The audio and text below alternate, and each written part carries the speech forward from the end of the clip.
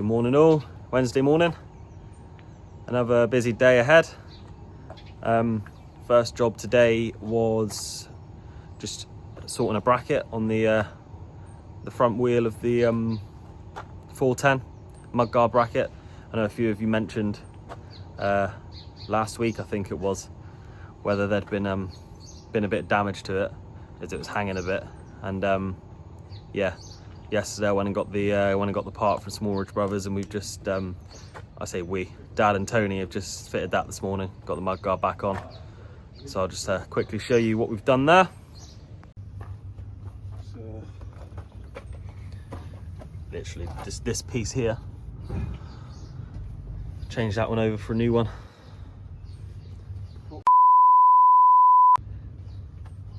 For those of you that didn't hear that,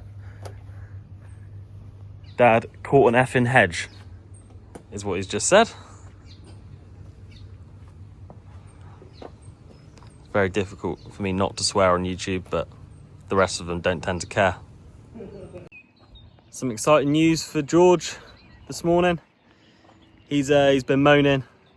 We told him it'd be really busy come the spring with spraying, and he'd be struggling to keep up and wondering where he was going next and what order to do things in, and he's been saying he doesn't think it's too bad. Well, as of this morning, he's been told to crack on and hit the T0s on all the winter wheat. Just go on in the order they were drilled in and get them started. So he is now in full swing, chomping at the bit, and he's out on this current block of land near Tiverton. And yeah, T0s are now fully started. He's been given the green light on all the land, so let's catch up. So if you look through the tree line, he's in the field opposite. For those of you watching who aren't necessarily involved in farming, when I'm saying T0s, T1s, it's that's the name of the plan that's the name of the spray plan for a fungicide spray, which is essentially disease control in the crop. And the main disease in wheat that you're looking to kind of stay on top of and treat is septoria. And if you can keep your septoria under control when it comes to the harvest in August, you've got much better chance of a strong yield and the heads of the wheat filling out with good grain. So it'll get a T0, 1, 2, and then it will get a T3, which is referred to as near wash as well. And on top of the fungicide plan, the crop will get a couple of weed control plans, which are they're sprayed when the crop's a bit smaller and the weeds are coming up as well. You can attack the weeds, kill them off, and then once the actual wheat crop is of a suitable size, it's kind of out competing the other weeds and you won't see as many problems. So we essentially spray for disease control, weed control, and for an aphicide, which is a very small insect, so it gets an insecticide as well, possibly 2 depending on the conditions and how warm it is and whether the insects are still flying.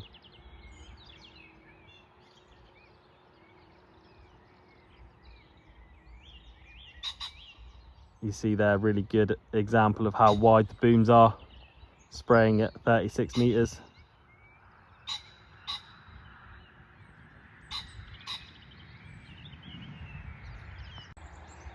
For those of you that are farmers, I know that the way I've just described the spray plans, the fungicide plan, herbicide plans, etc., probably sounds very simplistic, but just to those watching that may not understand fully. It's kind of a bit of a introduction, shall we call it. Just a really quick update on what Dad's been doing with the drill. I mentioned that he was going to be drilling some spring cereals to be left unharvested. That is, for those that were asking in the comments, it's essentially an environmental scheme. The landowner or farmer would be paid by the government for putting the cereal in the ground, leaving it, not harvesting it at all, and not doing anything to that ground until the middle of February the following year. So the landowner here has opted for these 2 fields to go in. They are really wet fields, difficult to farm, not ideal for getting a decent yield off of any crop, to be honest. So they were the perfect fields for doing so. So this block and another block on a different farm are the last bits of spring drilling that Dad's got to do with the Focus, and it is for those such fields going into schemes. And you would obviously drill at a lesser seed rate. You don't need as thick a crop. You're not chasing any kind of yield. You just need to make sure that the crop comes to a head. There's a seed in the head, and it provides feed for birds and habitat. So that's what Steve's been up to.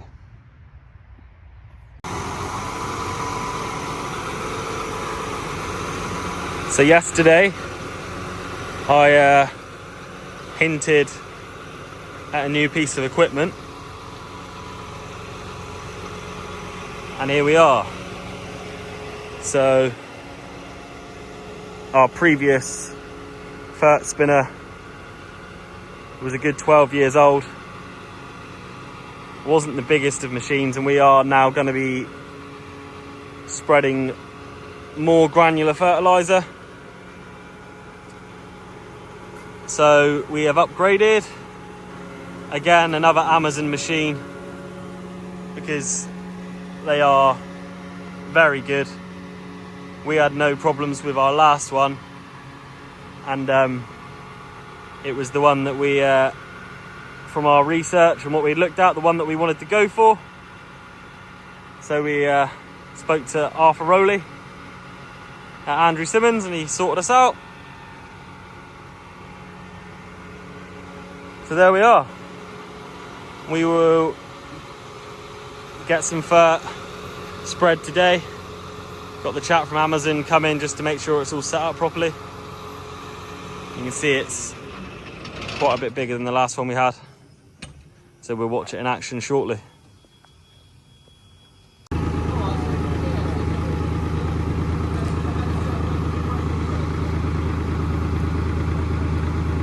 This is the farmer's forklift. We're not actually sure how high it does go. Not high enough, it looks like. Go back and get the handler.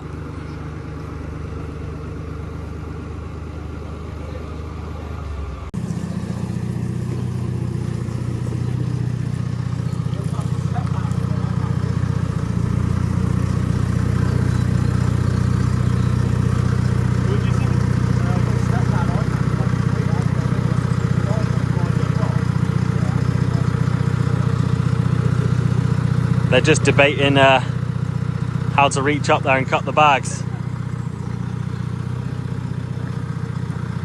Luckily they've got a nice little ladder on the side.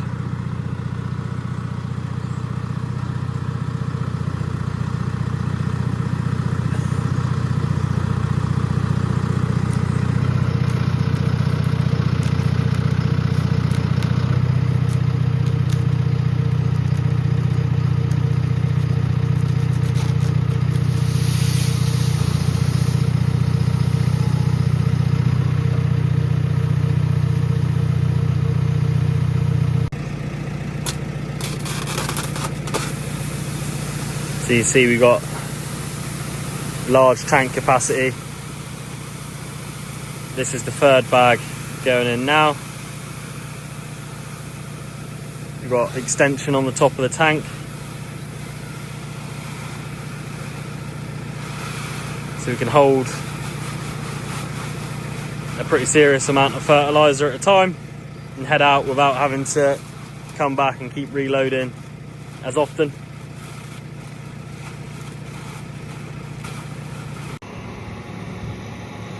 So obviously new machine, just doing the tray testing, putting the mats out,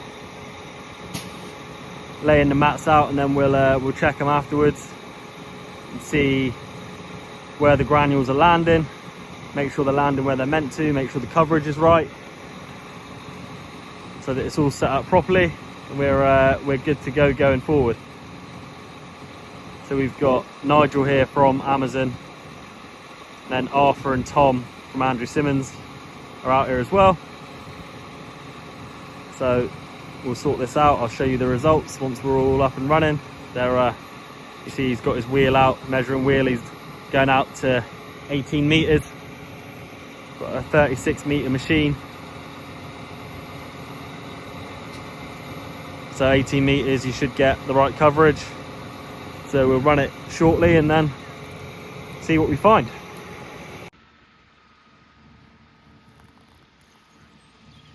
So this is the first fertilizer spread from the new machine.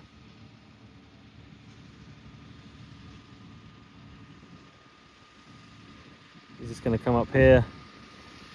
He'll straddle these first trays.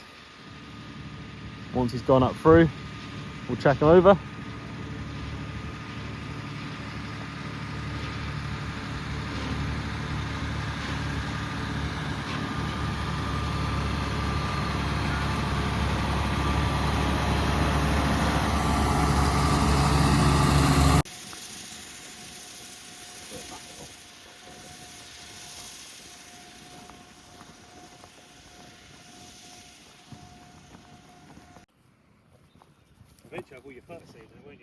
So if we go through the trays now,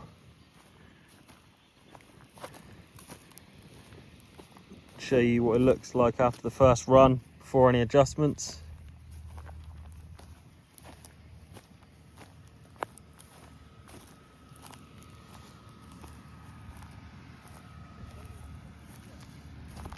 See, we've got good coverage all the way out to 18 meters.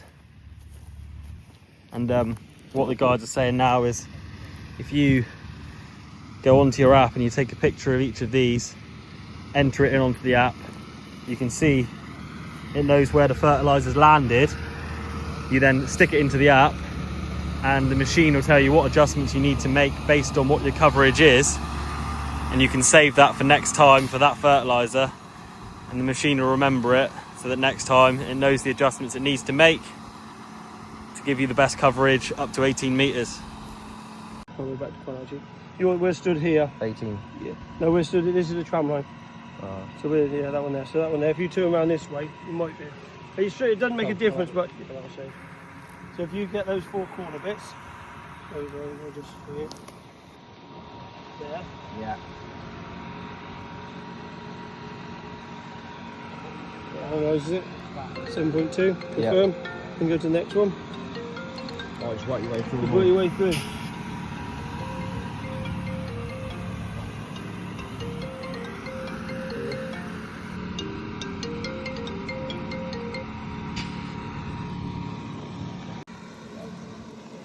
So what they're just doing there quickly is you take a photo of every mat. It's AI is used to kind of track where the fertilizer's landed on the map, what the coverage is like on that certain section, and then yeah, once you've put it into the app, you've hit save, it makes its adjustments that it needs to make, and then saves that under that fertilizer type for next time, so that next time you haven't got to stick your mats out and do the same thing again. So it's yeah, very clever machine. It will save time in the long run and give us the best coverage as well, because obviously spreading it out to 18 meters does come with its challenges at times. So yeah, it's all a big improvement on what we had before. Yeah, hopefully we see the benefit. So the spinner's all set up now, good to go. Harry's got a few more fields to do, so he's going to crack on with them. Just chatting to the guys from Andrew Simmons and Nigel from Amazon. It's the section control on this. It's set up to 64 sections, 64 half-metre sections, so they'll turn off as you're going into your corners and you're hitting tram lines, etc., and you're getting into narrower sections. It has got the ability to go out to 120, but I don't think that's needed, or 128. Yeah, then you're at really small sections. Then you'd be having to drive very slowly for them to kick in properly. So it's set up to 64, and it also, you stick in there what your field boundary is. So if it's a hedge, it will spread right out to the hedge. If you let it know that there's a water course there, it will make sure that there's a buffer and it's not spreading fertilizer up to the edge of the boundary. It's keeping it in. So it's yeah, there's a lot of improvements in the 12 years since we got our old one to what they've got now on the new model. It's yeah, I'm really impressed with it actually. It's looking good. And yeah, in the next few weeks we'll have a bit of onboard footage and show you what it looks like from the cab. But yeah, that's a little introduction to it anyway. So once again, both tankers have been out today, up at our new block where you've seen so much going on already. We've so the fields have been sprayed off. You can see they're yellowing up and browning up now. So Blake and Ant have both been tanking today. Blake's just unfolding now. There's still a few fields that have got some branches and some wood in them that they're avoiding, but they've started the job. We'll get it spread so that it's then ready for cultivation, because with this weather everything is looking like it's going to be done early and reasonably quickly from now on. So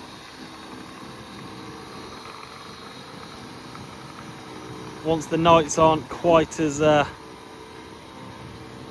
cold and the soil temperature gets up, there'll be talk of maize drilling happening. I'd have thought at this current rate we'll be looking at drilling maize maybe in 2 weeks time, 3 weeks time max, I'd have thought. That's obviously weather dependent, but currently the long-term forecast looks pretty dry.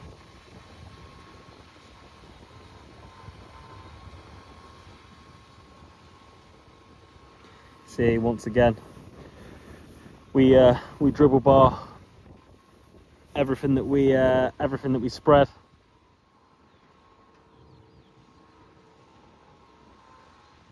Although, to be honest, in this weather, I think if you were to splash plate it, it would dry in pretty damn quickly anyway. And you wouldn't be losing anything. We'll call it a day there for this video.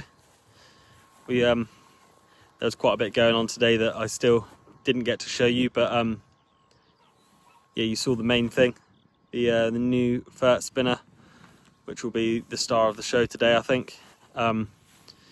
Yeah, tomorrow it'll be more of the same really. We're getting ourselves prepped now for beet drilling. I think Will's potentially even talking about cracking on and getting some of that done tomorrow, so that potentially may be what we see, which would obviously mean we'll have power harrowing, possibly a bit of rolling involved as well, but we never know until the morning, so we'll see what tomorrow brings.